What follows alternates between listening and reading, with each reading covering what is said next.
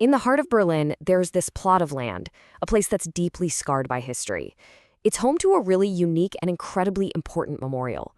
Today, we're going to explore the Topography of Terror, a site that was, unbelievably, the main office for the Nazis' entire machine of persecution. So in this explainer, we're going to dig into what that really means, not just for Berlin, but for all of us. You know, this isn't your typical museum trip. Going here means confronting one of the biggest and most difficult questions in history. I mean, think about it.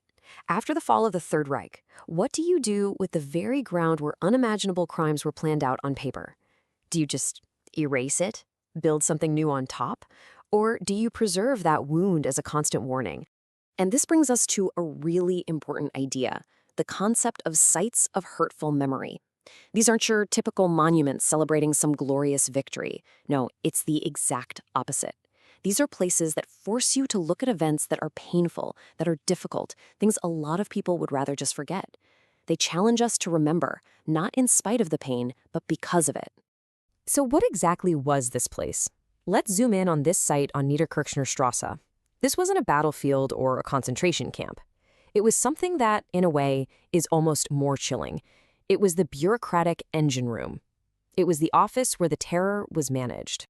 For 12 years, this small patch of land was the absolute nerve center of state-sponsored terror. It's where hateful ideas were turned into deadly policies, through memos, through decrees, and through filing systems.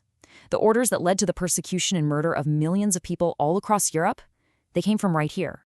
The sheer amount of power concentrated here is just staggering. This wasn't just one infamous organization, it was the entire command structure. You had the Gestapo, the secret police that hunted down anyone who disagreed with the regime.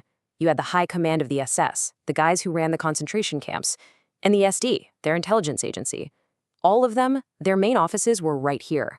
This was, quite literally, the central address for fear in the Third Reich. And the terror wasn't just happening on paper. Right here, on site, in the Gestapo's so-called house prison, an estimated 15,000 political opponents were interrogated and tortured. So the planning of the persecution and the brutal practice of it, they happened in the exact same place. After the war, the buildings were badly damaged and eventually just torn down. And for decades, the site just sat there, an empty, forgotten wasteland right next to the Berlin Wall. But today, it's been completely transformed into a place for learning and for remembrance. So let's kind of take a walk through it and see how this place confronts its own dark history.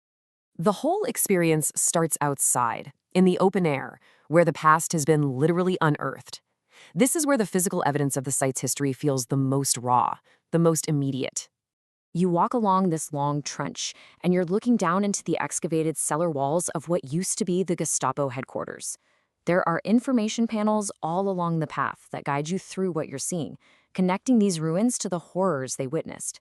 And then, looming right beside it all, is a massive stretch of the Berlin Wall, a whole other layer of Berlin's painful 20th century history. And this is the real power of being there. When you're standing among those ruins, you feel the weight of it all. It suddenly stops being words in a history book and becomes something real, something tangible, a chilling reality that happened right there, carried out by ordinary people working in offices. Okay, now let's head inside to the exhibition and see how the story continues. If the outdoor area is that first visceral, gut punch feeling, the documentation center is where you get the deep, factual context for everything you've just seen. Inside, the main exhibition just meticulously lays it all out. It shows you the structure of the Nazi terror state. It uses photographs, original documents, and text to explain exactly how organizations like the SS and the Gestapo were created, how they worked, and the continent-spanning crimes they directed from this very spot. You know, the building itself is a huge part of the experience. It's a very modern structure, and its design is absolutely not an accident. The architecture plays a key role in how we engage with this difficult history, turning the whole place into that site of hurtful memory we talked about earlier. And what you see here is this really powerful contrast. The modern building, it doesn't try to copy the past or cover up the scars. Instead, it creates this clean, sober space that stands right next to the raw wound of the ruins. It's like a contemporary vessel, a place for us in the present to look at, to study, and to try and understand that past. Every single element of the design has a purpose. All the glass walls, that creates a feeling of transparency. No more secrets, right? The very minimalist, almost severe design of steel and concrete makes sure that nothing distracts you from the historical documents themselves. The architecture is deliberately quiet so that the evidence can speak for itself. So, if you decide to visit, how should you even approach a place like this? Because it's definitely not your typical tourist attraction, and it really demands a certain frame of mind. First, just the practical stuff. It's right in the center of Berlin at Niederkirchnerstrasse 8. And this is important. Admission is totally free. That really reinforces its role as a public place for education. Just be sure to plan to spend a good amount of time here. You'll need at least 2 to 4 hours to really absorb all the material. And this is probably the most important piece of advice anyone can give you. This isn't a place you just rush through to check it off a list.